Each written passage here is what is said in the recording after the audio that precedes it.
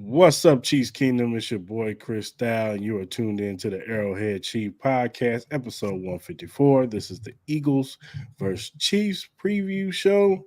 We got a lot to talk about. I got my man DJ Ant in here. Clarence couldn't make it tonight, but he definitely will be back soon. Shout out to Clarence. And we got a special guest today, y'all.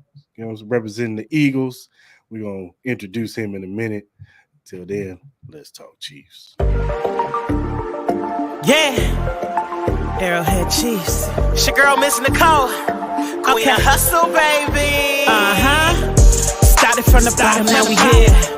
My homie at the start of his career. Let's go. Try to win him early, hear the truth. Tune in every Sunday for the juice. Arrowhead Chiefs Podcast, bringing all the news. If you missed the play, come back for reviews. Chris Style. Out here rapping for the crew. Post-game highlights, go subscribe on YouTube. If you missed the play, come back for reviews. Post-game highlights, go subscribe on YouTube.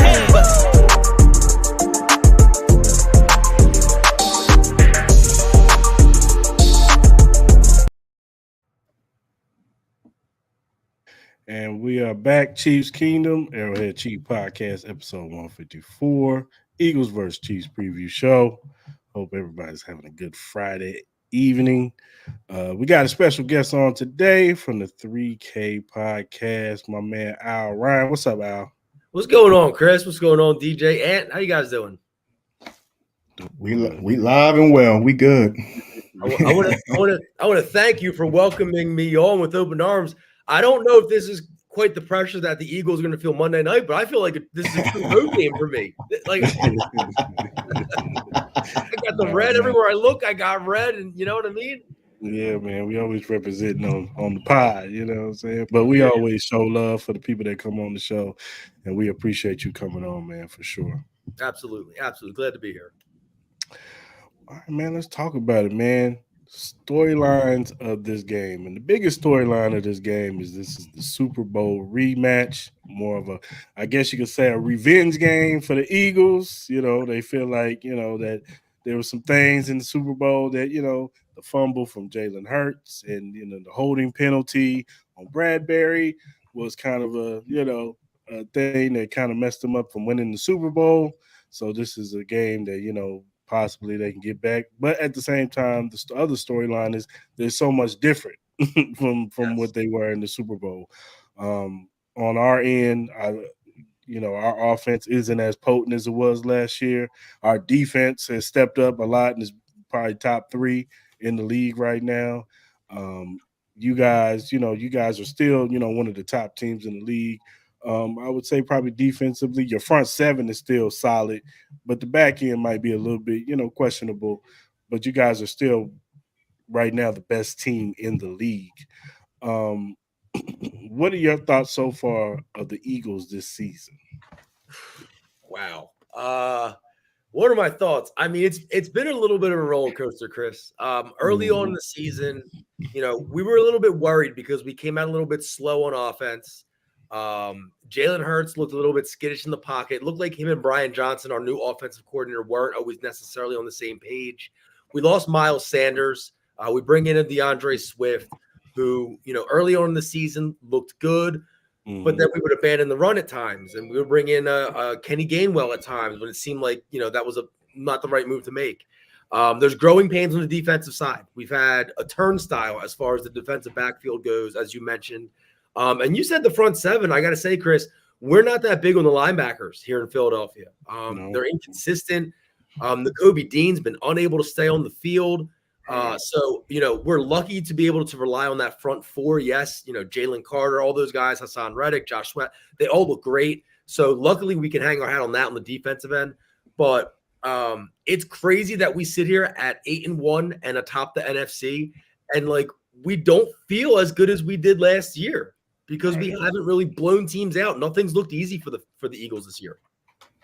Yeah, and I can attest that it's funny because I feel like we're mirror images of each other because that's how we feel in Chiefskingdom. Like we're 7-2, but we don't feel 7-2, and I think it's more so because it's not familiar as far as the offense goes. Like we're used to being an offensive team with Patrick Mahomes at quarterback. We're throwing the football down the field with Andy Reid at the helm. We scoring a lot of points, and the defense does enough to keep us in the games. Now this year the defense has been winning us games, and the offense has done enough to not lose the game. So I feel like we're on the same page, and that's why I think this game is a perfect game for both of us. Especially, it's funny, we both had the same bye week, both coming off a bye week, so we're all it's going to be bullets flying on Monday. It's basically deja vu from like just the Yeah. way how everything is. Both teams in their respective conferences at the top. Both of them have that week to prepare on both sides and everything. And you kind of look at the details and say what you want about Andy Reid off of bye weeks. You can make the same case for Sirianni too if you actually look at his record. So I'm like, this is actually the perfect matchup, perfect time. Both teams had concerns and everything. Both of them had different offensive coordinators. It's a whole lot of the same, which is absolutely just crazy. But they're not in full throttle on both sides of the ball. I mean, I'm sitting here watching like throughout this week, looking at some of the stuff that Kansas City is doing. I've also been looking at some of the stuff that the Eagles are doing. The Eagles, I'm used to seeing them just dominate and run over teams over in the second quarter, and then what the tail of the tape as far as what I had been seeing. The common thing is, the second half we're just gonna punch you in the mouth. and some of the late game comebacks that they had like last year. I remember one specifically was the Colts game where they struggled, and then it took them to the fourth quarter where they finally woke up. I'm like, no, this team is actually making adjustments. It almost reminds me of kind of like the Bengals, how they were like in the second half they make adjustments. I'm like, okay, Philly looking like the best team to make adjustments now this year. But it's gonna be interesting. I don't know. It's gonna be fireworks and everything coming off of. I mean, I'm excited. Yeah, for sure. Speaking of which, like you already mentioned it, this year you guys have new coordinators on both sides of the football. Just tell me, what are the Eagles fans feeling right now as far as these new coordinators compared to the ones that you guys had? So I think before the season started, Eagles fans were very excited to get rid of Jonathan Gannon, first of all, especially after some of the comments that he had made. So we get rid of Jonathan Gannon. He goes to Arizona. Shane Steichen, I think, left on good terms. We liked Shane Steichen. We know he's one of the best play callers in the league. But we were very excited about Brian Johnson as a fan base. I personally was not. But the fan base thought that he was groomed for the position, that he was kind of anointed to be the next guy once Steichen eventually left, which we all saw coming. He's had ups and downs. If you look at it from the macro offensively, we're actually statistically better than last season. But when you watch every play of every game, you leave yourself scratching your head at least 4 or 5 times a game with the way he calls plays and the way he seems to kind of break up the flow of the offense at times, especially in the fourth quarter, especially late in the game, as you were saying, Ant. So he'll go through stretches where he'll run DeAndre Swift and he's getting 5, 6, 7 yards of carry. All of a sudden he pulls him and here comes Kenny Gainwell. And then he abandons the run completely. The RPO this year has looked terrible compared to last year.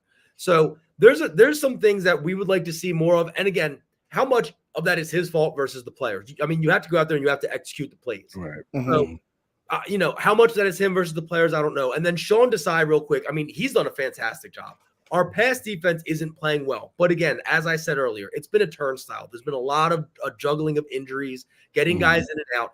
The secondary is a weakness this year. Everybody's a year older. James Bradbury looks older. He's getting crushed this year as far as his pass defense is concerned. But with that said, one thing that we can hang our hat on is that Sean Desai shut down the Dolphins' juggernaut offense at a time when it looked like they were unstoppable, giving up just 10 points to that defense in that game. So I think that Sean Desai has done a very good job, despite when you just look at the numbers from the outside. Yes, the pass D looks really bad this year. Yeah, and it's funny you say that because we had the same thing with Matt Nagy being our offensive coordinator and switching off of Eric Bieniemy, and we've been hearing it this year. Matt Nagy, we miss Eric Bieniemy, as far as him being in that room, because at the end of the day, it's Andy Reid's scheme. At the end of the day, he's calling plays into the OC, and the OC calls the plays into Patrick Mahomes. But what we are missing from Eric Bieniemy is when things weren't right, like the penalties, the drop passes, the fumbles, the stuff like that, Eric Bieniemy would get this team right.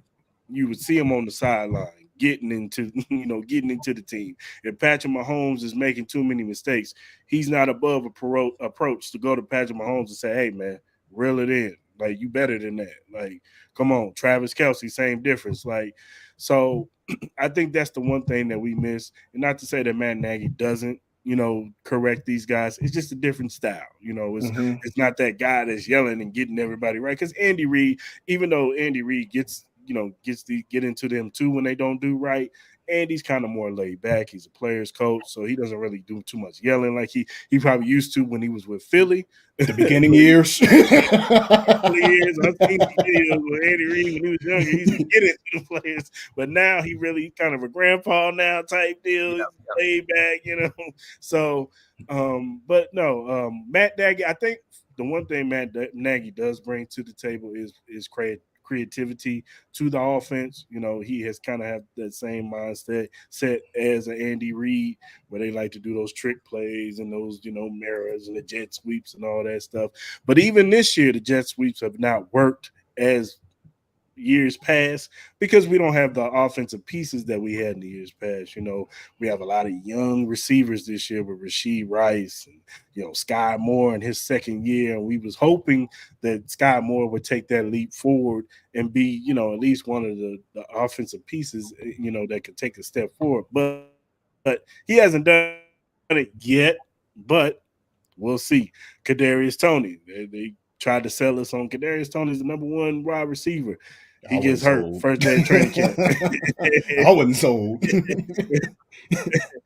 he gets hurt first day of training camp, and he's getting like 7 snaps a game now. So it's like, so our offense hasn't been as potent as you. It's either Travis Kelsey or bust.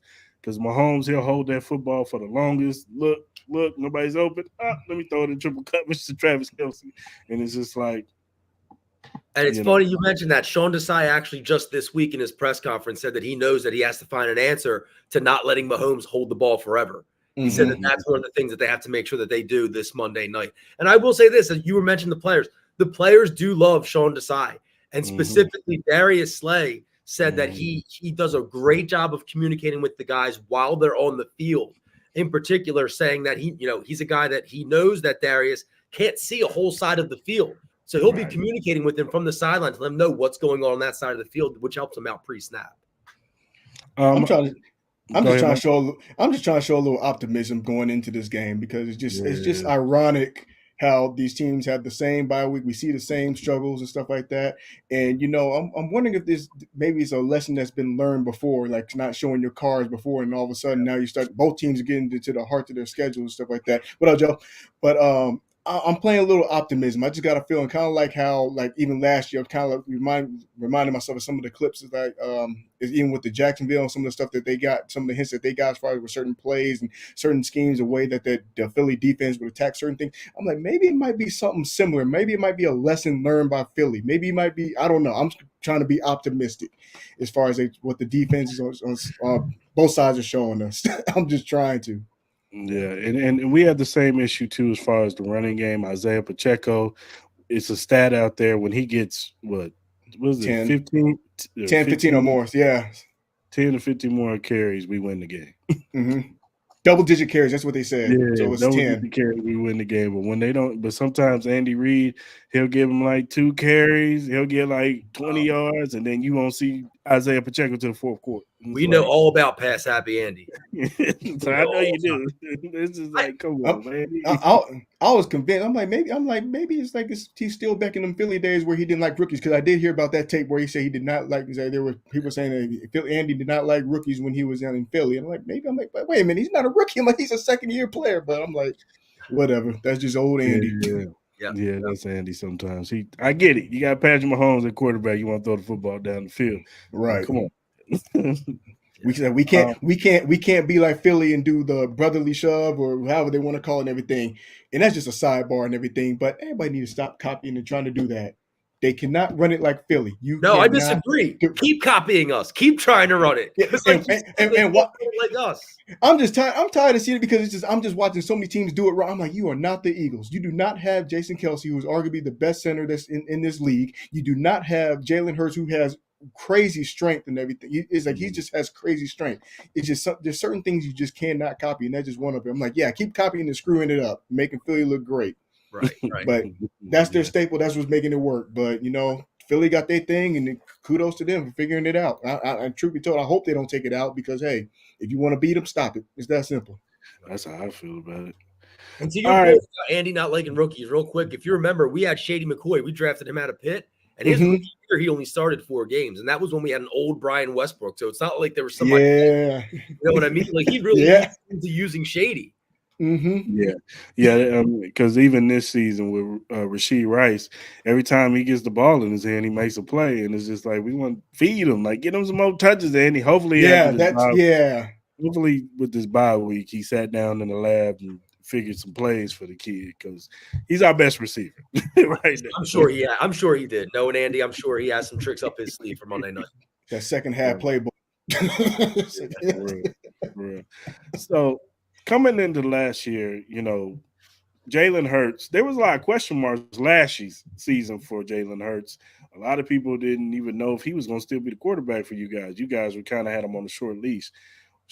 Whatever Shane Steichen did, he corrected whatever flaws that Jalen Hurts has as a passer, and he became one of the better passers in the game, not just running the football, but throwing the football down the field. And he was an MVP candidate before he got hurt last year. He probably would have won it had he not got hurt. Yeah. This season, it's a little different. He's kind of like Mahomes. They're good, but they just haven't had the great season that we've expected from them now. What are your guys' thoughts of Jalen Hurts this season? Well, number one is, as you said, coming into last season, he was still a relative unknown as far as whether or not he was going to be able to step up and be a franchise quarterback, be the kind of guy that can, lead a team to the playoffs on the strength not only of his legs, but also his arm. And he proved that he could do that last season. He was an MVP candidate up until the end of the year when he missed those 3 games at the end of the year. This season's been a little bit tough in the beginning of the year, a little bit tough sledding because he's seen more pressure this season than any other year of his career. Now that's kind of obvious. He's only been in the league, as a starter for 3 years. But when you look at his on-target throws, he's actually more accurate this year than he has been in his career. He's thrown 81.4% of his throws are on target this year. His last 3 games since the Jets loss, he has a 75% completion rate, 8 touchdowns to 1 pick, and 2 rushing touchdowns. He has that perfect pass to Devontae Smith against Dallas, which was just a drop in the bucket. And his throws and his presence in the pocket have looked a lot better in the last few games. I think some of it might have been growing pains with him and Brian Johnson getting on the same page. The only thing that I'd like to see a little bit more of as far as better stats are the RPO. The RPO this year just looks terrible for the Eagles for whatever reason. And I don't know if that's because of a DeAndre Swift thing or a Kenny Gainwell thing and just teams are keying in more on Jalen Hurts. But that's something that worries me. If they can get that clicking, I think that they're going to be nearly unstoppable in the offensive end because of what A.J. Brown is doing as well. So Jalen Hurts in this city right now, I mean, he's up there with the Bryce Harpers. He can really do no wrong. Okay. The thing about the RPO thing, I think defensive coordinators have caught up to those RPOs. I think it's league wide that the RPOs are not working as much because I think finally defensive coordinators have sat in the lab and figured out, okay, we shouldn't bite when when you see the receiver go across the field. Like we need to just stay pat, not bite, just keep up with it. And because it's not really working. It hasn't really worked for us either. You know what I'm saying? Like they send Kadarius Toney on the jet sweep. They'll send McCole Hardman or whatever fast receiver we have, and it just hasn't worked at all this year. So it hasn't looked the same as years past. So I just think the RPO game has kind of got caught up to this year too. So, that's a good point. Kind of like the Wildcat after Miami rolled it out, right? Yeah, because I think when Andy, started using it, you have Tyreek Hill, he's the fastest dude in the league. trying to keep up with that. You know what I'm saying? It's something different. And then people started incorporating, other, getting fast receivers to do the RPO game, and the Sean McVays and those guys like that. And it was working. League wide, defensive coordinators weren't privy to it. It was because it came from the college game. So a lot of the college game started implementing into the NFL. Whereas in this year, I think finally defensive coordinators, all right, Yeah, we got to handle these ideas. It's too fast in this league once they figure it out. You're not talking about Presbyterian like that. You're not getting those in the NFL. They're gonna catch on fast, and they're gonna that's just what happens. Yeah, and I think that these they're starting to get faster DBs and faster linebackers who can sniff these plays out too. So, and defensive linemen too. These guys are freak athletes like Jalen Carter. Yes. What are your guys' thoughts on that dude, man? Do you feel like he's an upgrade over Hargrove? 100. He's an alien. I'm not preseason. Like, if you talk to some Eagles fans, they weren't just talking rookie of the year. They weren't just talking perennial all pro. They were talking Hall of Fame. Like, one of my co-hosts, Chris Guest, was talking, comparing him to Aaron Donald. He hadn't even seen the field in a professional game yet, and you're comparing him to one of the best defensive tackles of all time. That's what we talked about. And I got to be honest. I mean, he looks amazing. I saw him from the sideline in one of our training camps. He is an absolute monster, and the speed in which he gets off the ball. He's one of the quickest in the league getting off the ball despite his size. I mean, it's ridiculous watching him. Yeah, I always look at this. Go ahead, Mark.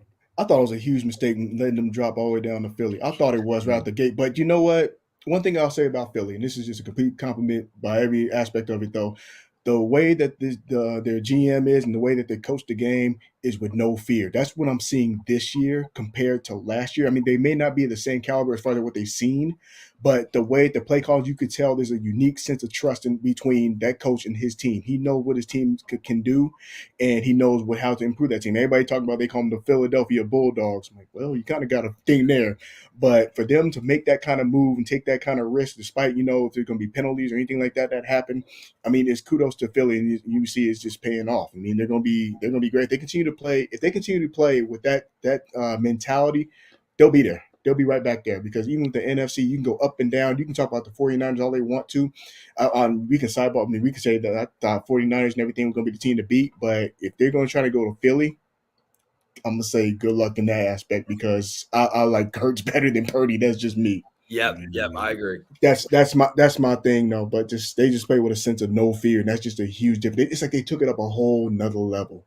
And that's one of the things that we have in our organization is the trust between the owner, Jeffrey Lurie, the GM, Howie Roseman, and the head coach, Nick Sirianni. And I don't know how many people in the league can say they have that trust, that bond between three of the top people in the organization like that. And that's why we say it's mirror images, because the Chiefs are the same way. it's the exact same. To Andy Reid, Brett Veach, Andy Reid, and you got Mahomes. Mahomes, they're all on the same page. But back to Jalen Carter, yeah, man, those type of defensive threats don't grow on trees. Like, you got your Aaron Donalds, you got your Chris Jones, and I think that's where it stops. Like, as far as guys who can get after the passer and stop the run, you don't find those guys. That's why I'm still have a slither of hope that we re-sign Chris Jones. Yeah, but Carter's special though. I say 3 more years. Like, he'll be the best in the league. He'll be the best in the league. Yeah, he's in the backfield every play. I mean, we watch him, you know what I mean, religiously, and he's in the backfield every play, just making noise, making something happen. And he's getting double teamed with regularity already as a rookie. Yeah, for sure. That'll be the biggest miss from the Raiders. Oh my goodness, of many. I mean, but you do a whole podcast on that. Are you kidding me? It's one of the biggest miss by. I don't know why the Raiders didn't take him. Because never mind. I mean, let's just say they turn the page and maybe they'll figure something out. That's all. I'm gonna leave it there. We got a big game against the Dolphins this week. We'll see. Good luck. You talked about it a little bit. What is your biggest concern about the Eagles secondary this year? So I have two, and James Bradbury is one of them. He looks like he looks a little washed. QBs have a 117.6 rating when throwing his way. It was only 51.6 last year. So a little bit of Bradbury, and he's also had very untimely penalties this season in the fourth quarter of games. It's a little bit of him, and it's a little bit of Reed Blankenship, who has taken over at safety for us. He's a little bit of a boom or bust guy, and he seems to trust his instincts a little too much, where he wants to make a play on the ball, but he's just not athletic enough to do it. But his instincts tell him that he can. You know what I mean? So he doesn't play under control. He doesn't play disciplined. And so he can make a big play, but he's going to give up 2 for every one that he makes. Now, bringing in Kevin Byard, I think, was a smart decision. He's been with us for about a month now, so I'm assuming that he, you know what I mean, he's more comfortable in his role in the defense with the guys he's playing with at this point. I know that when he came to Philadelphia, A.J. Brown grabbed him and said, "Welcome to an actual professional organization." So I guess they had a little bit of a rough time in Tennessee. I don't know. I'm not going to throw shade at Tennessee. I would. I think I would. But I hear you. But the one thing that I do like is I think Darius Slay, he's still playing. I mean, he's still living up to his nickname of Big Play Slay. I looked back at the stats of the number one wide receivers in the teams we've played this year, and we've played some names. We played CeeDee Lamb, Tyreek Hill. We happened to get Cooper Kupp when he returned from the injury, Terry McLaurin a couple times, and we've held those number ones to only 4 touchdowns total this season. So for me, that's something that I think the secondary can hang its hat on. Yeah, for sure. Yeah, I would say that's our secondary has been pretty good this year too, with Trent McDuffie and L'Jarius Sneed. We pretty much held number one wide receivers in check, this year. So I would say that's one of our biggest strengths on our defense this year is our secondary. Our 4 is pretty good. I would like them to get a little bit more pressure when we rush them 4 because I don't want the Spags to always have to, rely on, sending a corner blitz or sending a safety blitz or whatever to get pressure. I know Chris Jones gets double teamed a lot, and Carl Loftus has actually made a big step. I like Mike Dana. Those guys have made big steps, but I would like our front 4 to get, just a little bit better on the pressure. Hopefully that gets better in the back end. And our linebackers, when we have Nick Bolton, we got Willie Gay, and Drew Tranquil has been a godsend. Yep. When we lost Nick Bolton, it was almost like a lot of people, because if we didn't have Drew Tranquil, I think when we lost Nick Bolton for these couple months that we lost him, I think a lot of people would have been a little bit more like, "Oh man, we lost Nick Bolton." Our linebacker crew kind of took a hit. With Drew Tranquil back there, it's kind of like, all right, we lost Nick Bolton, that's a big loss, but we got Drew to step in and be that middle linebacker, and he's better in coverage than Nick Bolton. Nick Bolton's better against the run, but Drew's better in coverage. And in this game with tight ends being as potent as they are this year, we need a cover linebacker who can cover guys out of the backfield and tight ends. So. And part of that with Willie Gay too, you actually seen him step up in numerous ways. I'm not saying maybe I'm not going to say throw out there to say the contract year thing or pretend, But you know what? So for Willie Gay, some of the things I've seen him do and execute this year, though, is actually improved as well. So yeah, he is. So this year, who do you guys feel is the biggest threat in the NFC to you guys? This is easy. There's only one team, and it's the San Francisco 49ers. And that's because they're the only team that matches up with us on all sides of the field. They have offensive weapons all over the place. I don't need to tell you guys about the guys, Christian McCaffrey, Deebo Samuel. I mean, all over the place. I think I've been a guy that's been probably higher on Brock Purdy than most. I don't think that he's a world beater by any means. I don't think he's an upper echelon quarterback. I do think he's as good as some of the guys that have won Super Bowls in the past because of the talent around them, the Trent Dilfers, the Brad Johnsons. So I think he's a guy that can definitely do enough to take his team to a Super Bowl. He's fearless. I mean, he has nothing to lose. It's house money. He's Mr. Irrelevant. So you're talking about a team with a guy with a chip on his shoulder at quarterback, a world-class defense, and playmakers around him on offense. That's the only team that I not worried about, but that's the only team that I think can really give us a run in the NFC. Yeah, I agree. I would say the 49ers. They're just like you guys. They're a complete team on both sides of the football. Just like you guys added a defensive piece in Kevin Byard, they added a defensive piece in Chase Young. So Now they just boosted up their defense just like you guys and offensive pieces. I always say AJ Brown and Debo Samuels are almost like mirror images of each other as far as how they play wide receiver. Debo may do a little bit more out of the backfield, but those guys are like big body receivers that just make crazy catches. And yeah, they just you guys are just mirror images of each other. So I just think you guys have the quarterback. You know Yep. what I'm saying? Yes. Jalen Hurts is better than Brock Purdy. And if I'm, picking a team, I'm going to definitely pick the Philadelphia Eagles. But I would like to see with Brock Purdy healthy, you guys in the playoffs and the NFC Championship game, and just see how that game goes. I still would pick you guys though. I think, and even so, to add on to that too, I just think situationally, and the prime example of it was when Philly played the Cowboys the last time. Is just how they handled themselves and like how they held their composure. I think with one thing I'll say about Jalen Hurts though, if there's anything to really pay attention to detail is despite his big plays, his big playability and everything, it's just the composure of that team and the coach had that in line. And for them to understand that as a very young team compared to the Dallas, it looked like a full blown war Circus. zone. Just okay, circus. We can go there, but It's a it's mess. just but having that late game composure though is very important in the playoffs. And if you just look even with the current teams, like you run down from 2 to 7, I just don't see how any team can even match up. I mean, just if we were to go down the list, Detroit they have a young coach. I think that's or not young coach, but an inexperienced coach in the postseason. That's going to hurt them. San Francisco probably going to be the only team, but like I said, I like Philly's chances like when they have home field advantage. New Orleans, I mean, it's the South. Come on, let's get serious. Seattle, which quarterback Geno which Smith, which Geno Smith will show up. which Geno we gonna get. So throw that out there. Dallas, well, if they get there, and then, and then Minnesota, it's just that whole quarterback. Granted, I like Dobbs, but I just think it's just not gonna be enough. That's why it's Philly. It's theirs to lose. Just Yeah. looking at it, that's just how I feel about it. And it's funny, we had just talked about the trust between, the ownership and the front office and the players.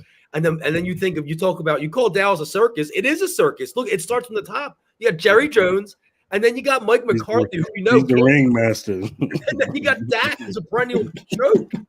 Yeah. I mean, that's a circus. You're right.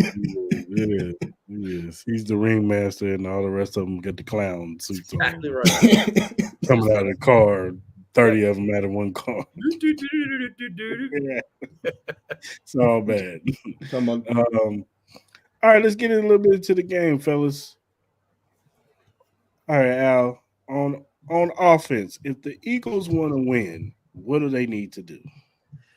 Well, on offense, I'd like to see them get back to running the ball, and I'd like to see them get back to letting DeAndre Swift be the horse. I'm sick and tired. I've mentioned his name a bunch of times already, but I'm sick and tired of DeAndre Swift taking them down to the red zone only to see him come out of the game for Kenny Gainwell, and then we get run no gain, 1 yard loss, 2 yard run.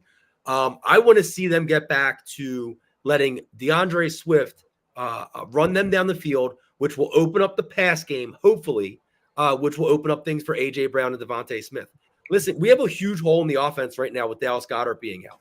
So, we're lucky the bye came when it did because it gave us the extra week of preparation. Somebody has to step up in his absence. And whether that means it's going to be Swift on the ground or it's going to be A.J. Brown going for potentially 150 yards because apparently 125 isn't enough, or whether it's going to be this guy, Devontae, number 6, somebody has to step up for this Eagles offense. So I think that they need to control the clock. They need to keep Patrick Mahomes off the field. And then when they get to the red zone, it has to be 6. It can't be 3. You can't settle for 3 against Kansas City. Yeah, I agree. I agree with everything you just said. Definitely, if you guys are more in 3rd and 2, 2nd and 2, you guys will have a lot more success against us, which leads into us on defense. DJ Ant, if we are on defense, what do we need to do? It's gonna be. I'm looking right in the trenches. That's where it's gonna start right there. Eagles arguably have the best offensive line. Chiefs, as far as with the defensive line, I mean, despite the Ravens are the Ravens. That's who they are. But the defensive line has actually held their own on the Chiefs. So whoever does the better job, just in the line in itself. One thing to point out though is that Jalen Hurts, you cannot let him get outside the pocket. I mean, granted, he just has crazy ways to be able to get out. I remember in the Super Bowl, Frank Clark broke containment and he had got outside just enough and everything, and he just took off right down the field. You have got to figure a way how to contain him. But just look at the trenches and everything. That's where it's going to be. You say what you want to say about the secondary, say what you want to say about the linebacker, but at the linebacker position. But it's just I'm looking directly at the trenches. Who's going to win that battle? I mean, Chris Jones and Jason Kelsey. It doesn't sound like a cool look as far as when you say it out loud or on paper, but when you actually understand how well skilled they both are at their positions and what they do and just the little things that they do, that's what allows their defense and their respective defenses and their respective offenses to run. That's Yeah. just how it is. It's funny. Yeah, The battle in the trenches normally is like it's not sexy. In Philly, it's become the sexy part of the football game is the trenches. Like we love the trenches in Philly. Yeah, we love the trenches too. Like Chris Jones, Mike Dana, George Karlaftis, the way he's been playing, and then Charles Omenihu. Charles Omenihu Yes. has been a big plus since he's came back from his suspension. He's been a big plus. So all four of those guys, where I have to get pressure on Jalen Hurts, and I think one of the big things is Drew Tranquil is going to be key in this game with the legs of Jalen Hurts running the football. He's probably going to be the spy. He's probably going to spy on Jalen Hurts in this game. So. And here's the interesting about it too. Even if you just kind of like rewind and go back to the Super Bowl, there was only one sack in that game, and realistically, in my opinion, it wasn't a sack. It's just Jalen Hurts just ran out of bounds. There was nothing to do. So it was a good battle as far as like watching both sides and everything, and how the respective lines are able to hold their own. But it has to start at the line. That's where you're paying most attention to. I mean, you could talk about all the wide receivers and all that stuff all you want to. Who's going to win the battle? Yep. Yeah. All right, Al, on defense, what do the Eagles got to do to win this game? Well, I'm going to repeat everything DJ Ant just said, but just replace the Kansas City players with the Eagles players because it's the truth. That's where the game is going to be won. It's going to be one up front. Our defensive line, I think it's the best in the league. When you have Josh Sweat, Jalen Carter, Hassan Reddick, even Brandon Graham, who's found a little bit of the fountain of youth, Fletcher Cox, same thing. We have to be able to control the line up front on defense. We have to be able to contain Pacheco. I'm a big Pacheco guy. I love him. He's a bruiser, guys. He's a grinder. We have to be able to contain him and get pressure on Mahomes without blitzing, without having to send the extra man. You know what he does when teams blitz. He tears them apart. So we have to be able to get that pressure with our front four. And then, he's throwing a lot of picks this year, and I think it might be a little bit because of pressing to get the ball to Travis Kelce. He doesn't maybe really trust the receivers yet, or maybe they just don't have the skill that some of these guys in the past have. Even a guy like a Juju Smith-Schuster, not even talking about a Tyreek Hill. So I think if we can get the front four to get into the backfield, make life a little bit miserable for Patrick Mahomes, then I think you could be talking about a game that Philadelphia can walk away with a win. Yeah, I agree. It's definitely what you guys have to do is the trenches. It's going to be like we just reiterated. Is the trenches are very important in this game, and if Patrick Mahomes is on his back or if he's running for his life, if you run him off his spot and he can't make the throw that he wants to make off, even if the pass rush isn't getting there and he's patting the ball 3 or 4 times because guys ain't getting open, that's still the opportunity for Jalen Hurts or Jalen Carter and Hassan Reddick to still get that second effort sack on Patrick Mahomes. So that'll definitely be something to look out for.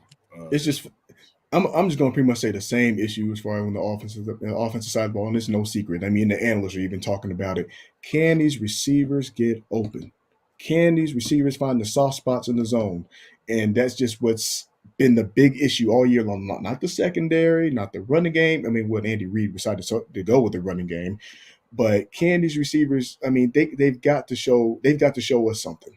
They've got to show. I mean, they got to pull out the magic juice or Michael Jordan Space Jam juice or something. I don't know.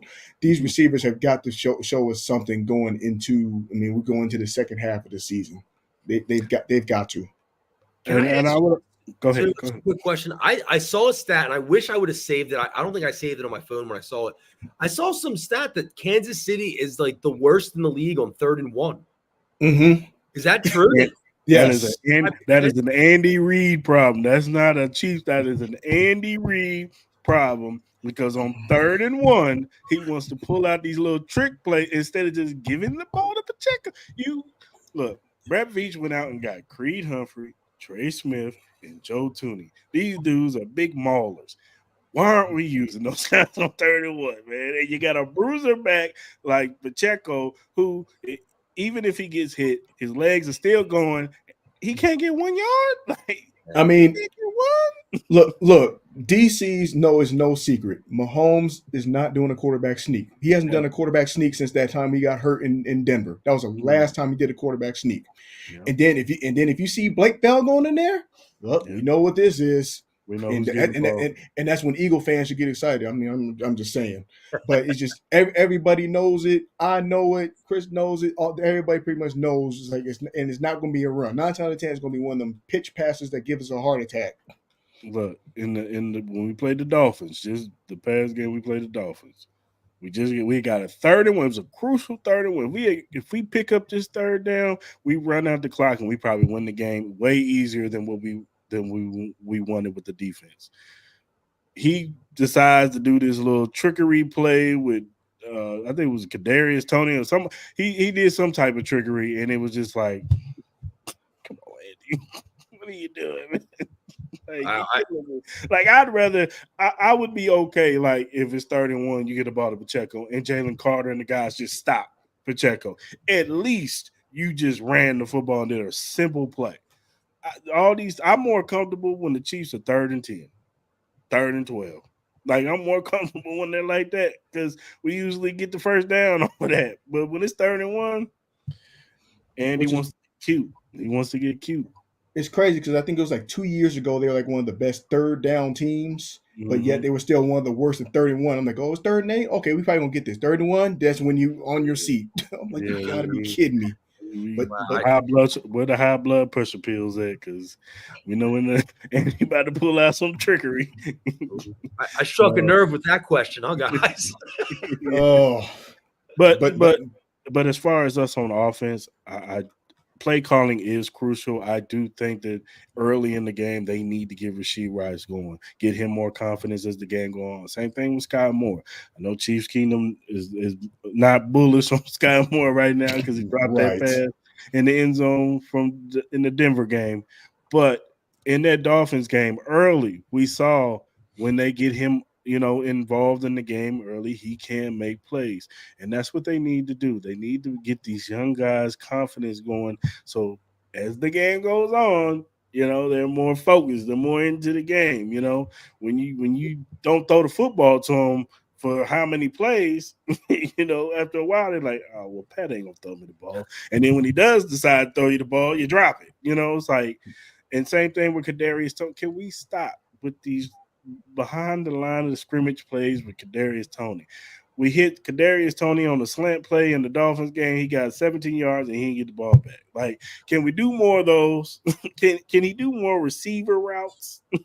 Like that's what I want for Kadarius Toney. Like, if he's gonna get hurt, he's gonna get hurt. Like, what's crazy about it though is what's crazy about that whole situation though is it was Sky Moore. Sky Moore got his first receiving touchdown against the Eagles in the Super Bowl. I'm like, you couldn't do this the regular season. Like, you decided to show up now, and they, I mean, I don't know what it was. Maybe you hold on to that. 80, yeah, he'll get his 1 or 2, 2 catches. But it's going to be interesting to see how this team is. I mean, I have an interesting prediction about this game, but we'll go we'll go from there. And also Isaiah Pacheco, he's definitely gonna have to be involved. Isaiah Pacheco and Gerald McKinney has to be involved in this game. We use Isaiah Pacheco in the running game. Use Jared McKinney on if you're gonna throw the football, Andy, on 31, 32, at least just get the ball to Pacheco in the flats. That's when it was successful last year. That's when he was scoring most of his touchdowns last year. So that's a wrinkle that I hope Andy unleashes because early in the season we haven't really seen, and I get it, Jordan McKinney has an injury history. They scared Tony's gonna pull a book. Shut up, Joe. No, but seriously, I mean, Andy did kind of say that on Tuesday when they did their press, or Wednesday when they did their press conference. He was pretty much saying, "Oh, he had surgery. Like, we trying not to get him hurt. It's like, well, Andy, I mean, We try not to get second 15 hurt either. Just somebody got to get open. yeah, you gonna get him sacked, man. So yeah, that's what we'd have to do on offense. All right, fellas, give me your key players of the game. Starting with you, Al. Well, I mean, look, broken record. I can sit here and I can name the defensive lineman again, but just for the sake of saying something different, I'll go ahead and I'll say AJ Brown is a key player for us. Obviously, I know you guys have some all-pro talent at cornerback. Who is Snead your number one? Would you say he'll be Yeah, drawing the AJ Brown? he'll be on AJ Brown. Okay, so if it's L'Jarius Sneed, I mean, he's playing just unbelievable defense against teams this season against their number one guy. He's obviously, I mean, look, nothing he's not used to, but he's going to be giving up close to 40 pounds against AJ Brown. So hopefully AJ can use his body. He's very good at running routes and boxing out defenders. So hopefully Jalen Hurts can start to find him early and often. Other than that, I would say just a guy on your end. I'm obviously not, Kansas City fans, I'm sorry, I'm going to sound like I know nothing about football, but Travis Kelce, and I only say that because the Eagles have a very difficult time covering tight ends. Mm-hmm. So when you throw out the best pass receiving tight end in the game, that could be real trouble for the Philadelphia Eagles because I don't know how we defend him with the linebackers we have, with the corners. I just don't know what we're going to do. I honestly don't. We have guys in the linebacking core that are not ready for that assignment. So those would be two guys other than the D-line for us and the O-line. I mean, just to, before you go, Mark, I will say with Travis Kelce, with the last two games, what Denver did and what Dolphins did, and I can see you guys probably doing the same thing. You guys are probably just going to say, we're going to go all out on Travis Kelce. We're going to double, triple team him. And if Rashee Rice beats us, hey, whatever. You know what I'm saying? Like, hey, we'll take it. If Kadarius Toney or Sky Moore or MVS or one of the other receivers have a big game, then hey, we'll take it. But we cannot let this guy in the middle of the field kill us. Because if he do, then Patrick Mahomes is going to get real comfortable. And that's what you don't want. When he's hitting Kelce and they clicking, that's when the offense kind of opens up a little bit more and things start getting a little bit better for those other guys, as far as receiving goes. So I can see you guys selling that. I can see y'all putting Slay on Travis Kelce and then possibly having a safety over the top, to shadow him. And then, like I said, Bradbury on Rashee Rice or whatever, and just hope for the best. I think a healthy dose of zone might be coming your way too. And just let him get those 5-yard digging ducks and bend don't break. Mm-hmm. That's another thing. You guys are going to make us go the distance of the field. Yeah. See how patient we are, as far as that goes. So, yeah, that's definitely. What's your keys, DJ? I'm calling out both receivers on both sides of the ball, actually. Devontae Smith actually scares me in this situation because A.J. Brown, I mean, the proof was in last year, but I think it's going to be more of a learning experience, more than anything, because one play that stuck out to me in going back to the Super Bowl was when A.J. Brown had a touchdown, but he made a veteran double move that just absolutely fooled the corner easily. Mm-hmm. So I'm like, that's just a veteran move, taking advantage of a rookie situation. And go figure, I mean, even watching that game, I thought the Super Bowl went exactly how the respective regular seasons went for both sides. That's just what I thought. It was close in the first quarter. Eagles ran away in the second quarter. Then it got a little dramatic in the third. And then just the way that the secondary finished last year, it was just very how it went, just how they performed. Mm-hmm. But I just think even with just speaking about Devontae Smith, though, that's a guy who you got to look out for. I mean, you can talk about AJ Brown. I thought, especially with Goddard being out, which I thought was going to be which has been real interesting over the last couple of weeks. It's like, how are they going to perform without him? Because say what you want, though, Goddard's a key piece for the Eagles and stuff like that. And he's supposed to be back by the end of the season, right? By the end of the regular season. He should be, yeah. And, that's just another thing, when the NFC, they got to look out for. They're not full strength. And same with the Chiefs. I mean, what team is at full strength? But Devontae Smith, though, like even just from the days of Bama and stuff like that, he just knows how to pull the rabbit hat. And if he gets those yak yards, it's going to be a problem. I mean, I was going to pick up the running game and everything, but I think they'll patch that up. I mean, the Chiefs usually off a bye week are pretty much locked in. It's like the defensive line, I think they'll hold their own there. Offensive side of the ball for the Chiefs, though, I'm going with Rashee Rice. I think he's going to be second to rookie of the year. I think rookie of the year right now is obvious. I mean, Stroud down to Texas, and I'm gonna make a bold prediction. I'm gonna say this right now: Texas is gonna win that divisions. They're gonna I, they're I gonna got they're I gonna got win them. the AFC No, South. I got them winning the division, and They're that's the gonna win. team that, and that's going to be the team because they're young and they don't know what they don't know. That's going to be the scary team to face in the playoffs.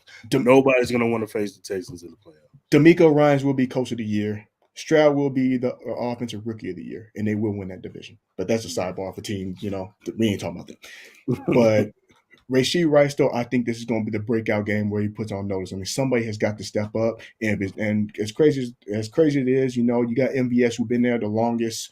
Um, I mean, you're going to have.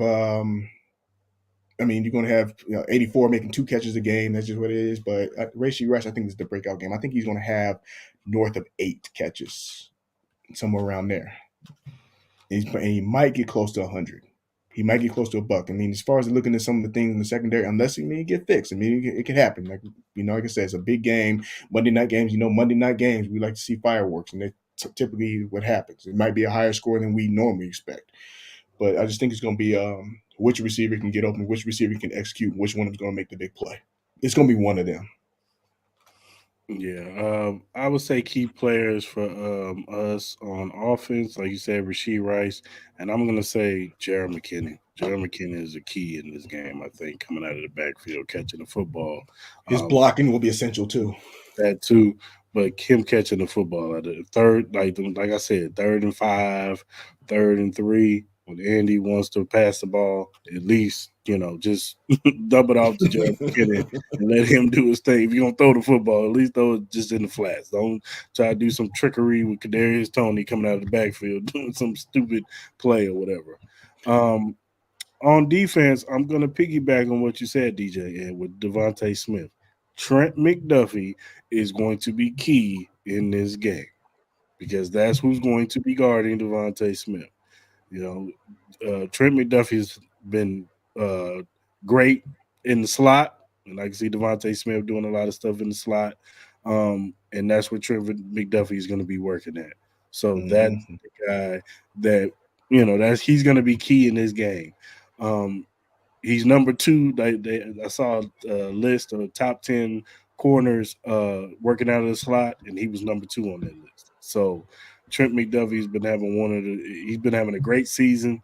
And hey, what better way to add on to it than holding Devontae Smith under 100 yards if we could do that. So that would to me because L'Jarius Sneed, I think L'Jarius Sneed and AJ Brown is just going to be one of those battles. AJ's going to get his, L'Jarius going to get him sometimes, and this is going to be one of those tug of war matches.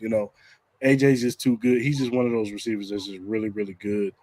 But I think the big matchup is Trent McDuffie versus Devontae Smith. Mm-hmm. And all right, fellas, let's go ahead and do score prediction. What do you got for me, Al?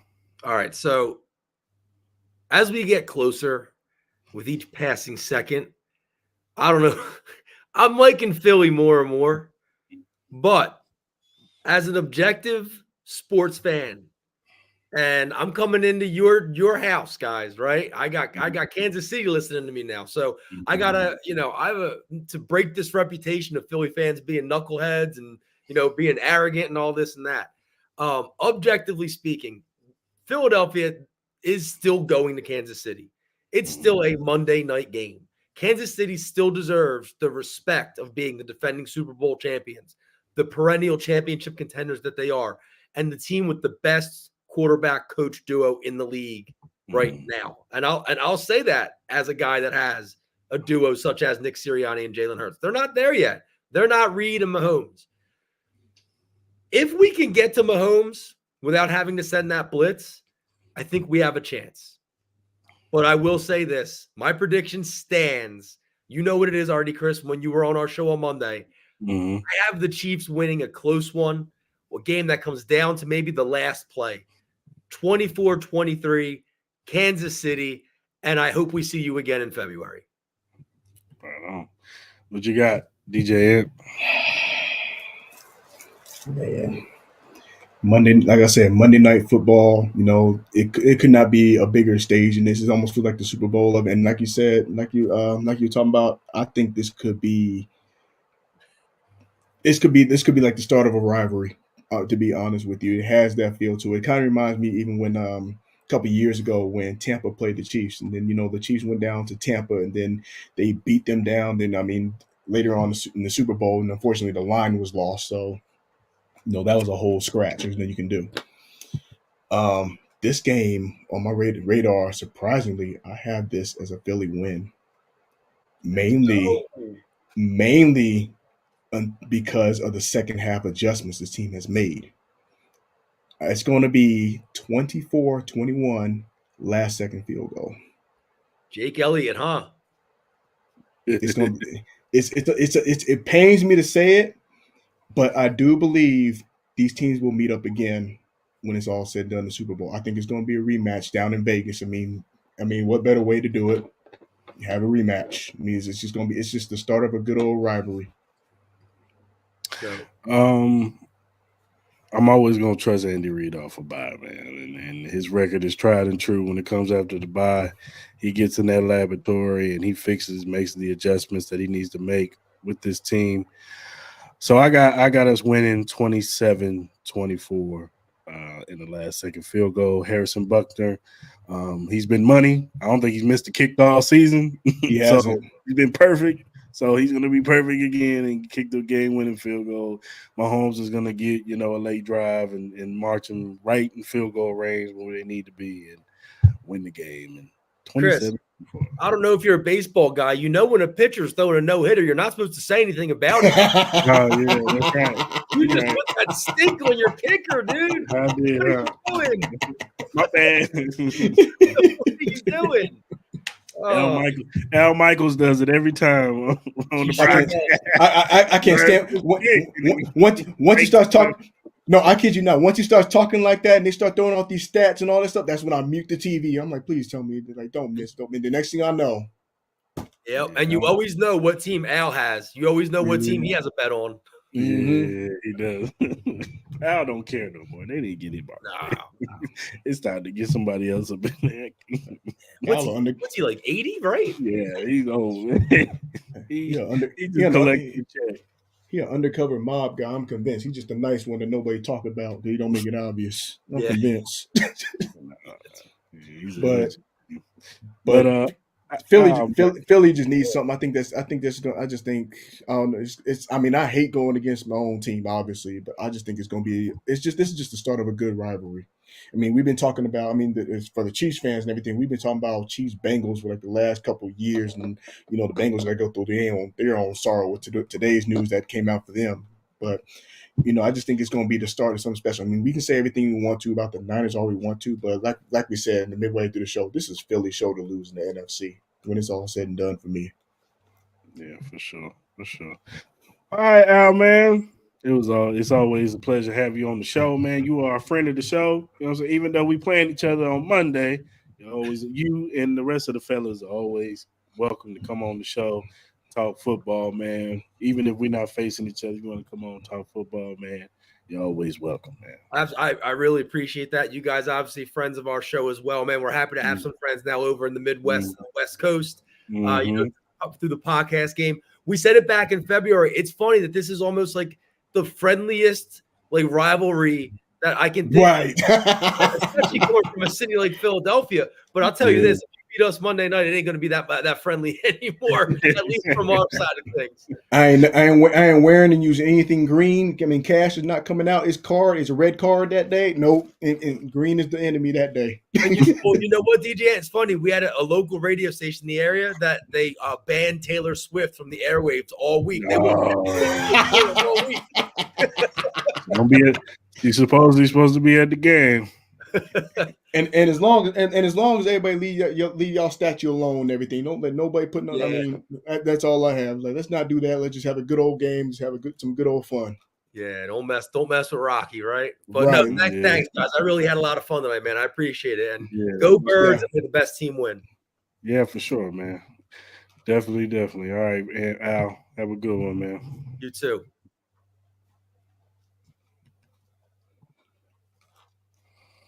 All right, Mark, man. How you It's feeling?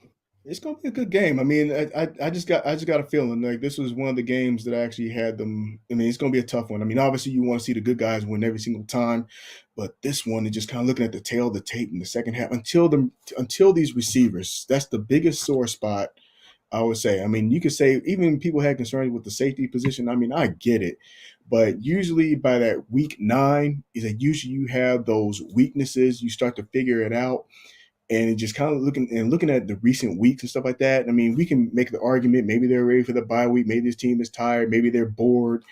But if you want to prove me wrong and everything, show me something different. I mean, show me that the receivers can make a play. Show me that they don't have to be.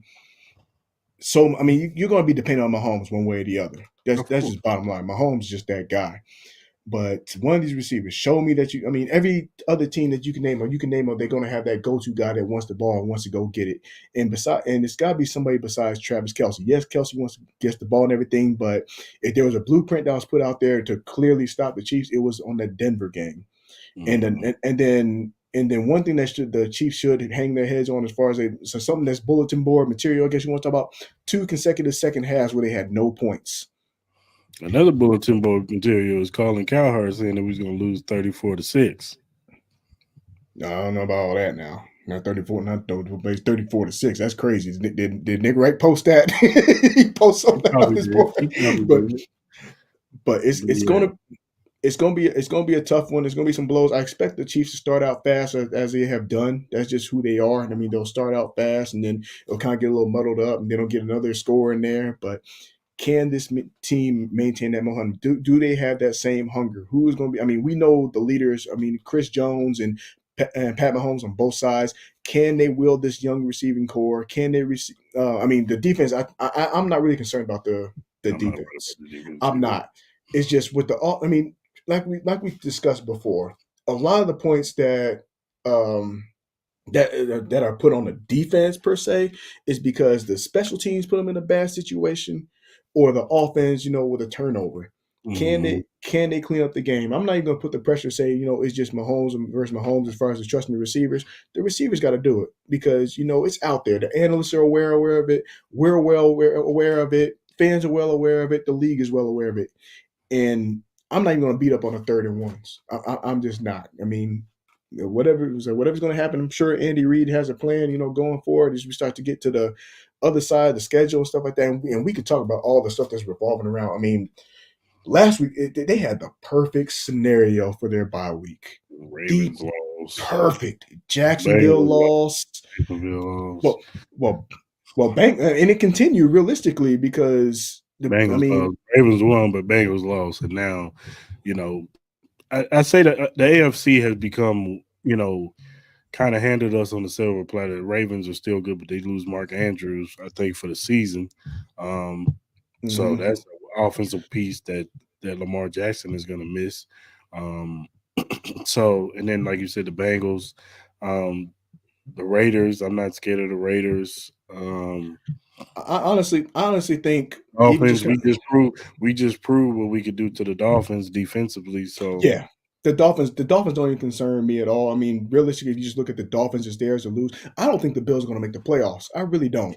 mhm, I don't either. Because they're going through a gauntlet schedule right now where they got to see the real big dogs, and I think just the chemistry wise, I would not be surprised if Stephon Diggs wants out next year. I wouldn't be surprised at all The because only way they just have, the only way they will make it, and the only reason why they have a slither of hope is because the Joe Burrow injury.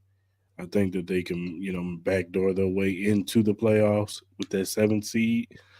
Um, I don't but think other than that, I don't think they make it.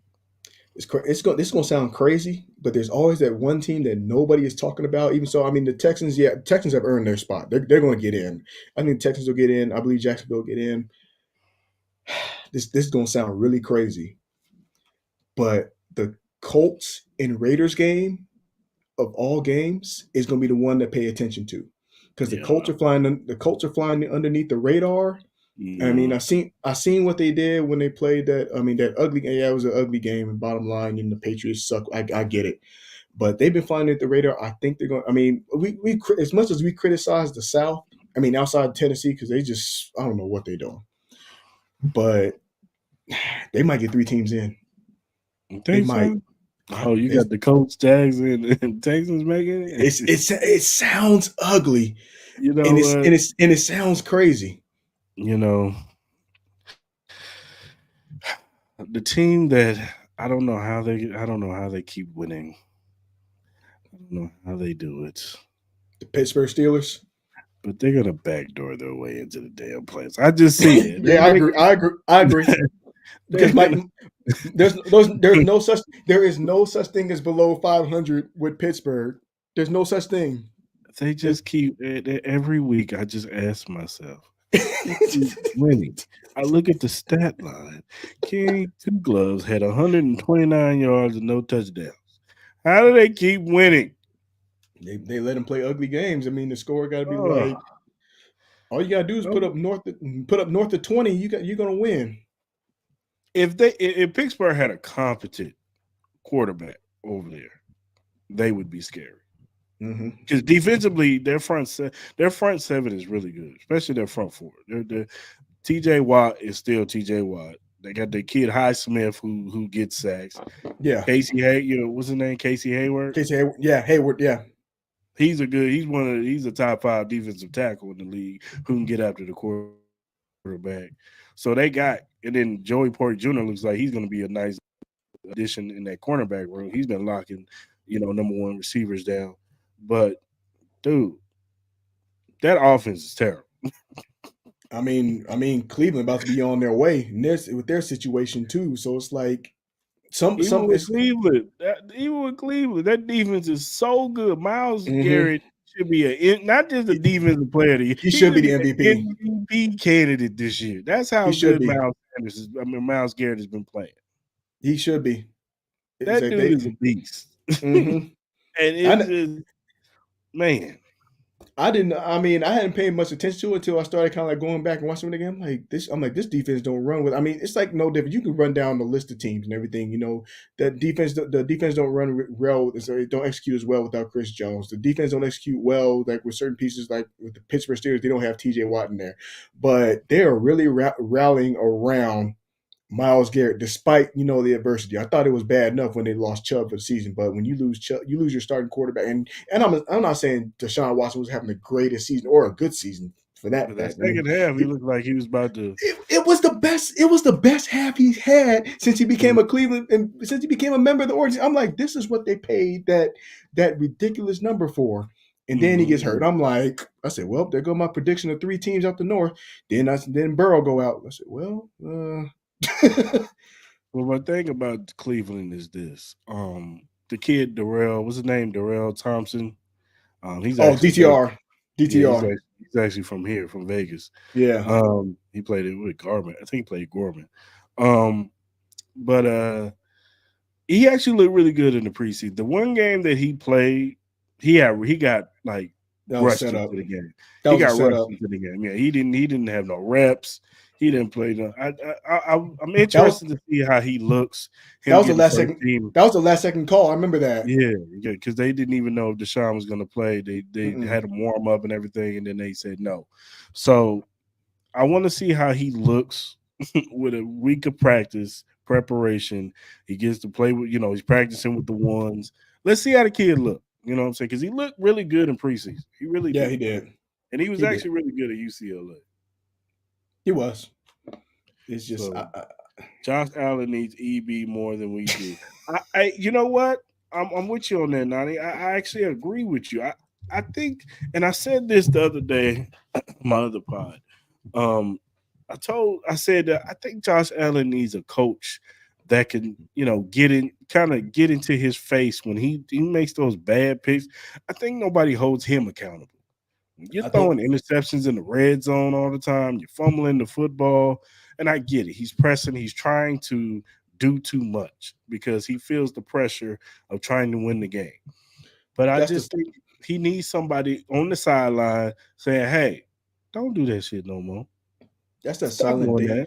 That's that silent Dable effect. I mean, that's just something that That's what I said this team was going to be different. I said Dabo was like his guy, that guy, and I wouldn't be surprised somewhere down the road. I mean, who knows? I ain't ruling out nothing at this point. But I just think, the way the Giants look, he might be back in Buffalo. He might be back in Buffalo. It ain't all his fault. His quarterback. I mean, he got forced a quarterback on him. I don't even think he wanted Daniel Jones as his main quarterback. That we all said that was a terrible signing. But you know, I don't know what it is with these New York teams and wanting to rush, and you know, you got one team wanting to rush trying to get it because they got a good defense, and that's a whole different thing than the Giants side. I don't know. They squeaked into the playoffs. They squeaked by with that playoff, and then they played a real team, and then that's what happened. They got smoked. They played Philly, right? And they got smoked, didn't they? Didn't they play Philly? It was either them and the Niners, one of the two. I think it was Philly. It might have been either way. Yeah, because the Niners played the Cowboys. They played the Cowboys. Remember? No, and then the Cowboys. That's right. That's right. That's right. Cowboys do what they usually do. That's right. But yeah, as far as the AFC goes, I think that the Chiefs, they have a clear path now, and if they could just make adjustments on this offense and catch up to this defense, or at least hold up with this defense, because all we need is this offense to score 24 points. The way this defense is playing, if we can get to 24, we can beat anybody without a turnover. Because clean football and get to 24 points. Truth be told, is that this, you know, the points allowed should be at least 7 points less. At least between the offensive turnovers and even with the special teams, some of the things. I mean, that the special teams we've been harping, they've had their moments. The only thing that seemed to improve, like on the special teams, obviously, is the kicker. Buck have been absolutely money. Him and Townsend have been great this year. Yeah, they've been on it. I've been killing it. It's just I don't know what it is about. It's not even punt return. It's more it is punt return. It's punt return. Kickoff return ain't too bad because kickoff, they just kick it over your head most of the time. Punt return can't be fair. You got to pay attention when you're fair catching that. Like, come on, dude. McCall, man. McCall. Stop catching the ball at the 5, man. And at the 2. Giving us bad field position. Let it go out of bounds.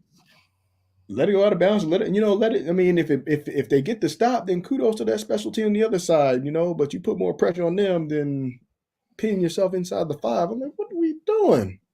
If you're gonna catch it, it better be like the 15. I'll be okay if you catch it at the 15, because then you could possibly get like up to the 30, you know what I'm saying? But stop catching that ball close to the end zone, man. I don't care what Toad tells you. Do the opposite. I mean, it's just crazy. The Chiefs had the most ideal situation possible. I mean, they got that game. That game is, you know, and they had the fact that they only have one conference loss is what really helps too. I mean, and then look at the other teams that have other key conference losses. They beat Jacksonville, so technically it's 2 games on them. They beat Miami, so technically it's 2 games on them. Pittsburgh, they don't play, but let's get serious. Pittsburgh, it's Pittsburgh. And then the other teams, we don't even know if they're gonna make it. It's just ideal situation for the Chiefs. It's just the question is, can these receivers get it together? Yeah, that's it. Get these receivers right, get this offense clicking. We're gonna be a force to reckon with this defense. Because the schedule favors them too. It does. I mean, we got the Buffalo Bills and we had the Bengals now. And it'll be. I mean, I will say this: the Raiders will be interesting if they beat the Dolphins this weekend. No, it ain't happening in Miami. Yeah, I get it. I got Miami winning, but if they find and figure out a way to beat the Dolphins this weekend, and it's not like on some fluky, you know, it's just any given Sunday type, like actually just beat them, win the football game. That game against the Raiders will be interesting and out here. I'm actually going to the game too. I just don't see it happening, because usually when you put I mean, there's been a couple of exceptions. Obviously, Stroud, he's an exception. He's played phenomenal ball, but MVP, if he's not the lead MVP, he should be, in my opinion. I mean, Mhm. he's not making mistakes that, and part of that too is just the receiving core that he had. I mean, that dude Tank Dell, my I like Tank. goodness, I like Tank I, Dell. I liked I watching him when he want, was playing down in Houston. yeah, I want to Tank Dell. But I want the Chiefs to draft him. I thought he was a perfect Kansas City Chiefs but receiver. yeah, but it's just with I just don't see it. I mean, usually these young quarterbacks they don't do too well on the road. I'm like, I ain't even going to bother with that one. But the Raiders, though, the even reason why I say it is just that coach, like Pierce, he's done something special. I said the Raiders. I said they were only going to have 3 wins with McDaniels, and I was basically right.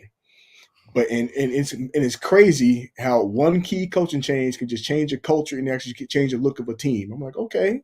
And they finally played probably the best game I've seen them play maybe 2-3 years. I was actually worth watching. And the fact that the Chiefs are on a bye week because I really didn't have any interesting. I really didn't have a reason to watch it. I mean, I was out in the streets working and stuff like that. But then when I saw them score, I'm like, okay. I'm like, that's when I was going. I went in the group. I said, this is the perfect scenario for the Chiefs. Yeah, It's like this is absolutely perfect. and say what you want about this team, but if they beat Minnesota, would it be on a 4-game winning streak? Denver. Which yeah, that's why I said these teams who we I'm counted just, out. just Uh, saying Denver is right there. I'm not saying they better than they beat us and win the division. And nothing. I'm not saying neither no, one team. no. I Just get what you saying. said. It's the I'm circumstance. just It's the circumstance because with the Bills now going into the heart of the schedule, they're going against hard teams. The Bengals, that's a pretty much open field. Everybody talking about the Raiders. I don't get it. Who they beat? I mean, but well, Joe, you have to consider this. I'm looking at the circumstances here. The Bengals are in a real bad situation now. The Bills are in a bad situation now. The Browns, I mean, I did not expect 2 quarterbacks to be pretty much be ruled out for the season this week, and that's exactly what happened. So the way I see it, if they weren't hurt, nothing would change. But with them being all I'm out, saying, Joe. I hear you, Joe. I'm not. I'm. Hear you, Joe. I'm just mm-hmm, saying. Yes, they beat the Giants. They beat the Jets. I get it. I'm not even trying to put a lot on it. Their their offense, both of their offense. Well, Giants is just bad on period, but the Jets offense, Zach Wilson is terrible. But if they go be Tua and them in Miami, then you might have. I'm not saying they Super Bowl contenders and no, nothing like that, but you no, do got. But the Raiders are interesting. I just say they're interesting. They are I, very interesting if they I, beat the Dolphins. I'm right on the side of you too. But let's take this in consideration too. What happened the last time the Raiders had an interim coach? They made it to the playoffs. They did, and almost beat the Bengals. Yep, that was a road game. I remember that. They almost One of them did. touchdowns shouldn't have counted. Well, that's a story for another day. Right. Yeah, Um, I know exactly what you're talking about. one of them touchdowns for the Bengals shouldn't have counted, but we ain't gonna talk about that. But No, yeah, there's I'm the just saying. door. I'm just saying, man. Just if they beat the Dolphins this weekend, it could be interesting. That's all. They ain't even got to beat them this week. I just think that new age. That Yeah, just changing the coaching game. exactly. I agree. I agree. No, I'm just saying, man. Mm-hmm. Then that's what I was saying. They we thought Versace was probably gonna be new hire, and then they decided to overpay for a bum who and we the rest was history. Let's just leave it at that. Yeah. But like I was saying though, They ain't beating Miami. Okay, man. We get a Marcus Peters pick 6. That's all I'm saying. It get interesting. pick 6 in Madden. He had a pick 6. He had a pick 6 I'm, with one of the games. I'm just saying the door is wide. I mean, with the situations with the Bills, Cleveland, and I'll Cincinnati. stop terrorizing y'all. Show what they do. Really? Nah, just playing. No, but with the situation, but what I'm saying is the situations with the Browns, the Bengals, and the Bills. I mean, if none of those injuries and all the stuff, those scenarios didn't happen, I'll probably say we're probably only looking at maybe 8 teams to consider. That's probably what I'm saying. But with those injuries and the way their seasons are going, I say it opened up all the way down to 14 because I'm not even considering Tennessee and I'm definitely not considering New England. Those are the Yeah. only teams I don't. Denver, I'm like, Picking in the top 10. What's they gonna be picking in the top 3? New England. I would say the only coach that's probably in the hot seat the most more anything, and it should not happen, is down the Chargers coach Staley. He should probably be the only one that might be in the hot seat this week because they lose to the Packers and they better not. He out of They there. should fire. They need to fire him. They should have fired him last year, but There's already rumors that they want old Tricky Bill from New England.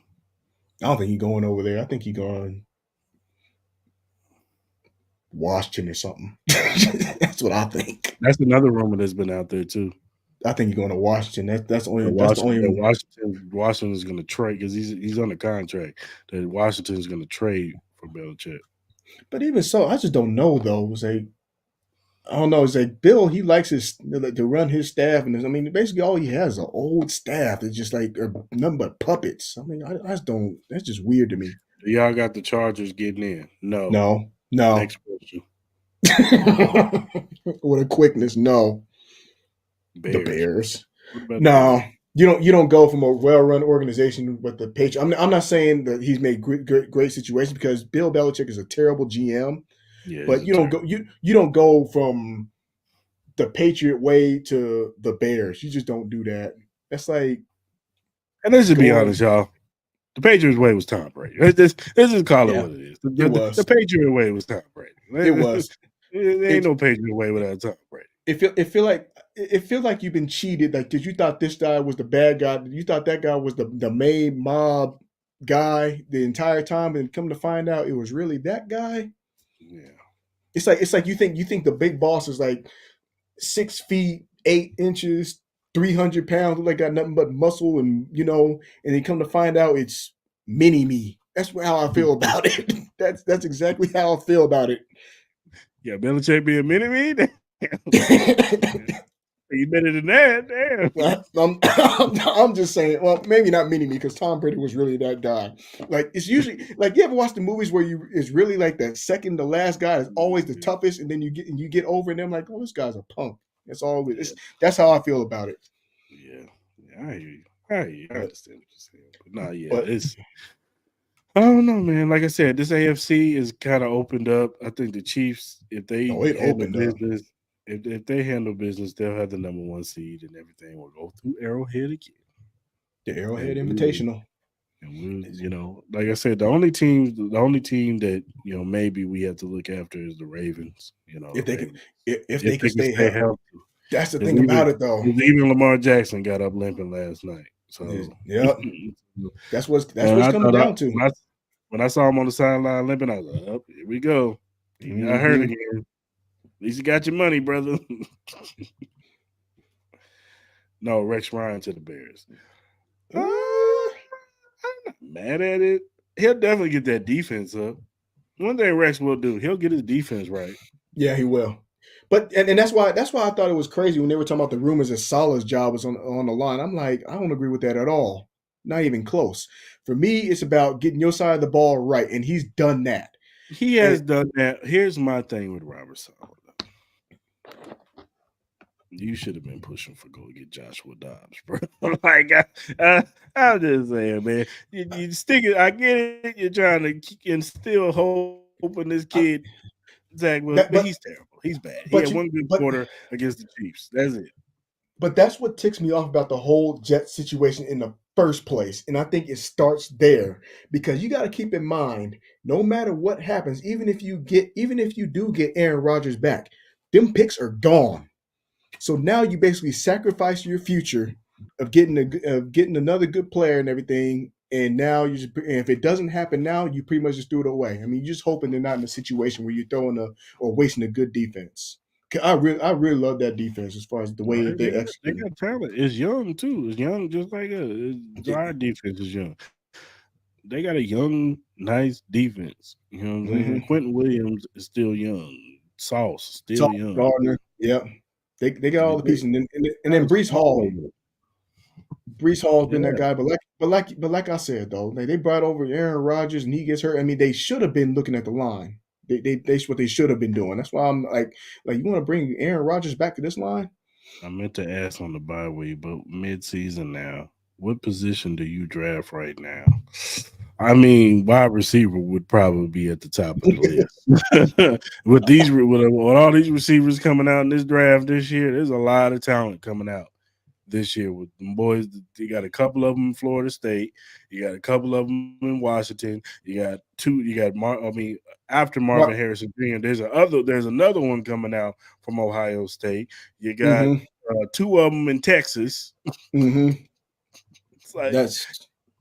you gotta, I love you, Beach, but yeah, I think we need a receiver, dog.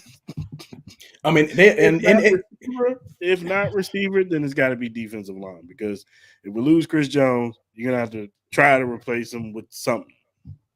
I mean, they're gonna have to resign Chris Jones because I think the fact that this defense is getting right and everything is buying time for people like Mahomes to be able to create more longevity and whatnot. But and especially with And Kelsey too. I mean, you gotta give him some longevity because Kelsey getting hurt in the beginning of the year, and then him is pretty much the pressure's been on him now, and that's what I'm it's saying. tough.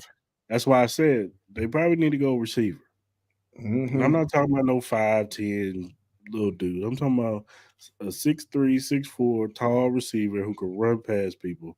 You need one of them guys. I mean, don't get me wrong; they were getting close to getting one of those receivers in this past Do you draft. think one year takes over the tackle position, or is that more the important pick? No, I think they're grooming him to be the left tackle next year. Yeah, I think so too. I think they're grooming him to be the next. I think they want him to sit behind Donovan Smith. He's the swing tackle. When Donovan Smith went out, was it last week or the Dolphins game he went out? They put Wanya in there. So I think so.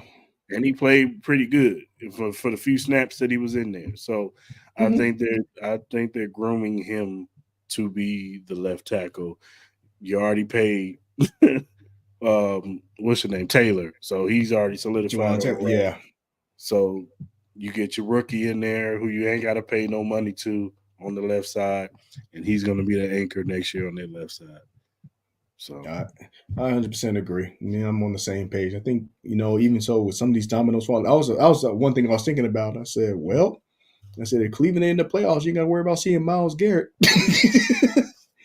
And some, because on defense, most of our people that we got to re-sign is on defense. There are already rumors out there that they're trying to re-sign L'Jarius Sneed. They want to give him a deal. So if they don't give Chris Jones a deal, you're definitely going to give L'Jarius Sneed and keep him. You could keep him for 3 or 4 years, and by that time he's gone, you got to pay Trent McDuffie. they So that'll work out. they're gonna be starting over with linebacker. I know that for sure. 'Cause I don't see Willie Gay staying in there. I mean, he's going to want to get paid. He deserves to get paid. He's been playing Yeah, better. I could see a scenario where he stays though. They pay neither. That's the only way. And some restructures. But I mean, I'm not saying that I want him gone because I do like. Yeah, it was one of those insider guys. He said that the Yeah. Chiefs have been talking to his team and they want to re-sign him. They want to pick up talks in the offseason. But Hmm. they definitely want to keep LJ in house. So I wouldn't mind keeping Snead. All I'm saying, they just run it back, and then I don't know. It's gonna be tough. So you definitely want to keep this tandem together with him and Trent McDuffie. McDuffie, yeah, Yeah, because going into next year, if they were to do it again, if they were to run it back, they would probably be somewhere top three if they're not already there. I think they'd be the best tandem in the league right now. Hmm. I think they're the best right now. So that's just me. I think that because who's better? Seattle, yeah, they got some young guys over there, but I've seen them give up 30, 40 points. So When they play competition, that's what I would say. mhm, When they played the peak of their competition, stuff like that. Like we've seen the Chiefs play some formidable teams and everything. Where we say, if you can hold Tyreek Hill to numbers that he did, that it just says something. Granted, Waddle he had some, but I think just that's more so to the pressure that they were putting on Tua. yeah, I think it comes back to that as well. I mean, if they're able to hold this defense and can keep those pieces together, and then in the draft next year get themselves a receiver, I'm good. I'm good, and yeah. I won't be. Keon Coleman, baby, that's who I want. Keon Coleman. It's gonna be interesting. I think he'll be gone. I think he'll be gone by the time we pick.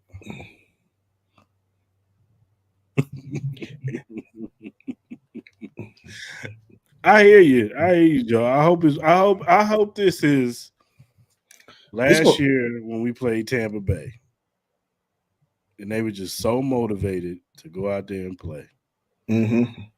But the difference is that this defense is 10 times better than the defense we had last year.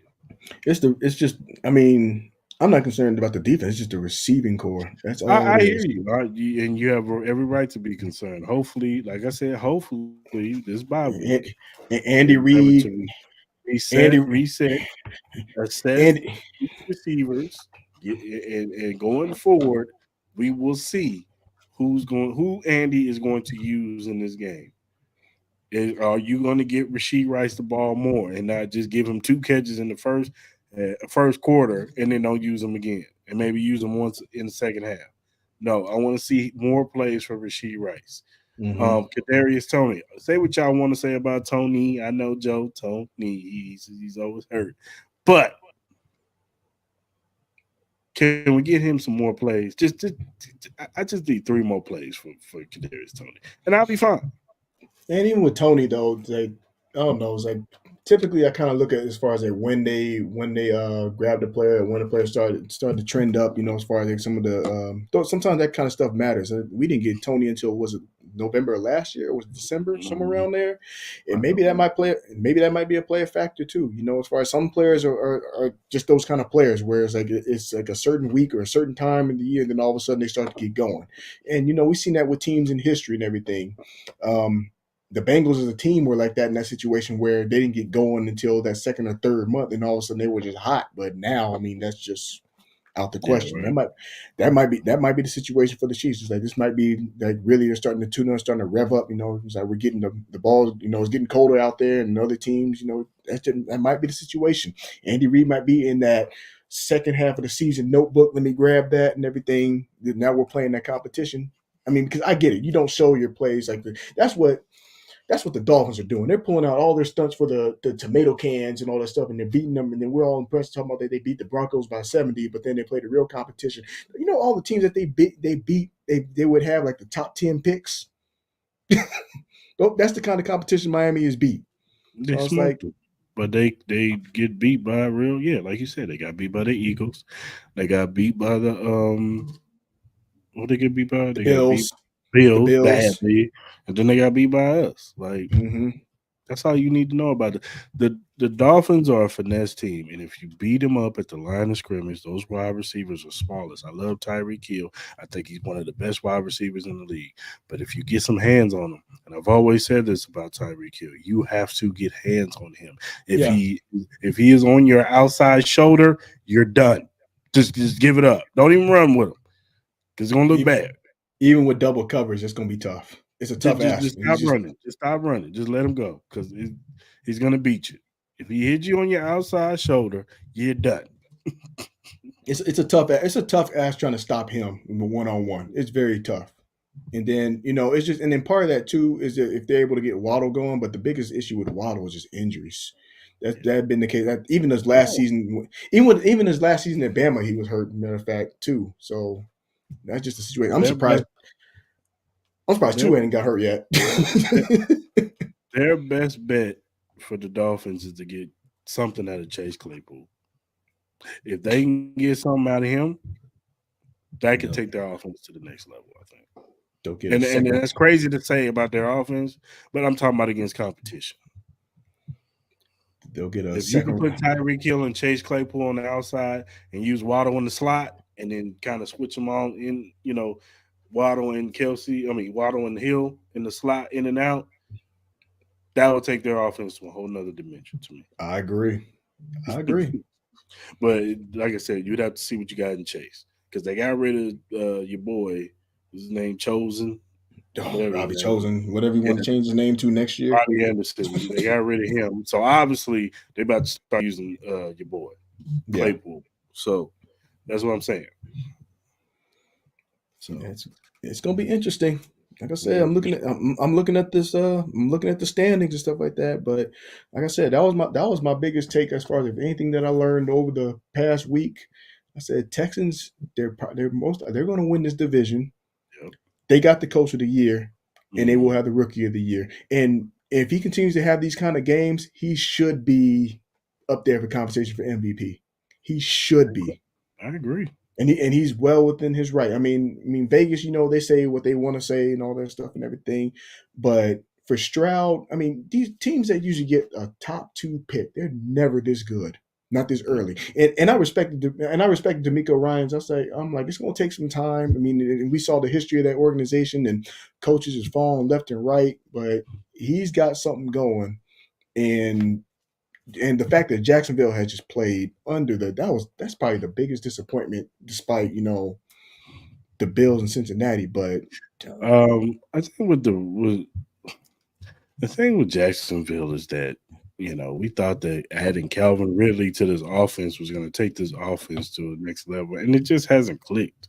I don't know if Calvin Ridley is like maybe that year messed him up. I don't know. well, But Lawrence's numbers got worse. that's what I'm saying. Lawrence, I don't know. He's not the generational talent that everybody thought he was going to be. The Clemson guy that we expected, Like, to translate. like I haven't seen a game from Trevor Lawrence where I'm like, even in the playoff game, like they should have lost that game. Let's just keep it real. Yeah, that was Like, just well, for one, that was running into the right opponent. Let's start mhm. there. I mean, the Chargers, they just turned the lights out in the second half, and that was a wrap. And they're a But bad second half team. They're a bad second half team this they've been the worst. They've been the worst second half team, I think, in the Staley era. I think that's how bad it's been. And the crazy part about it is that Staley, I thought Staley was supposed to be was an offensive minded guy. Apparently, he was defense. I'm like, year. that's He what was because I'm he like. was the How defensive coordinator for the Rams with Sean McVay now. that makes sense? I'm like, how? But I guess you don't if you don't have a guy. I mean, but even so, though, I mean, we were talking about they were loaded. And they had Bosa, and then they had Khalil Mack. I'm like, how is this defense this bad? Yeah. Then they went on and fired, and I said that's not the answer. Like that's your problem right there. Yeah, Staley's horrible. He needs to go. He should have went last year. He needs to go. All right, man. Let's go ahead and land this thing. Yep. Let's give a shout out to Glitch Energy Drink. Glitch Energy Drink offers a wide range of delicious flavors to suit everyone's taste preferences, whether you're into fruity flavors like Maui Punch and Cherry Bomb, or prefer something unique like Blue Smurf and Grenades. There's something for everyone. Glitch Energy Drink is not only great for gamers and workout warriors, but it's also for everyday people who simply need a boost of energy. It's a healthy choice that you can feel good about. You can find more information and purchase Glitch Energy Drink at glitchenergy.com. Remember to use the promo code AHChiefPod. Get 10% off your purchase and start enjoying the benefits of this delicious and energizing drink. Shout out to Glitch Energy.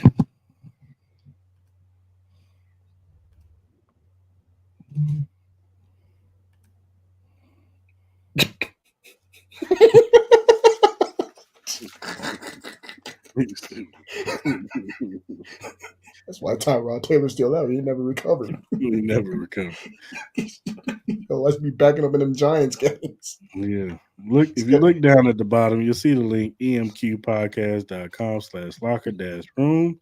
If you go to that link, you'll see the locker room access of all the podcasts under the Every Morning Quarterback umbrella. They got a 49ers one, a Patriots one, a Jets one, and they got ours, Arrowhead Chief Podcast. Click on the banner. You'll see all of our episodes from the recent to the past ones. Also, check out their podcast every week. They talk about everything league wide. They give you betting tips. They also talk about college football. So go ahead and check them out. Shout out to them at Every Morning Quarterback. And if you're a first time watcher, hit that like button, hit that subscribe button, hit that notification button. So on Mondays and Fridays when we go live, you'll get that notification. Jump in the live with us, talk in the comments like Joe and Nani and whoever, Brian, all y'all yeah. come in Shout out, there all the shout time. out, shout out to the viewers. Yeah, Yeah. who always rock with us when we go live. You know what I'm saying? So shout out to John too. Sometimes he comes in here too.